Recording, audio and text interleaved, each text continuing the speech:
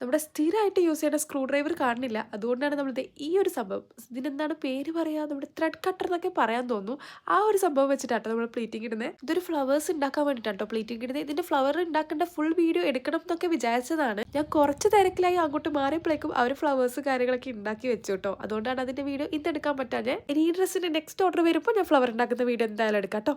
പിന്നെ ഈ ഡ്രസ്സിൻ്റെ തന്നെ അടിഭാഗത്തേക്ക് വെക്കാൻ വേണ്ടിയിട്ട് നമ്മൾ ഈ ഒരു ഇത് വെച്ചിട്ടാണ് കട്ട് ചെയ്തിട്ട് ഇതുപോലെ ഫ്ലവേഴ്സ് ഉണ്ടാക്കി. എന്നിട്ട് നമ്മൾ ഇതേ ഡ്രസ്സിൽ ഓൾറെഡി വെച്ചിട്ടുണ്ട്. ഞാൻ പിന്നെ വെറുതെ ഒരു മജയ്ക്ക് ഇങ്ങനെ ഇട്ടുന്നേ ഉള്ളൂ കേട്ടോ ബാക്കി വന്ന ഫ്ലവേഴ്സ്.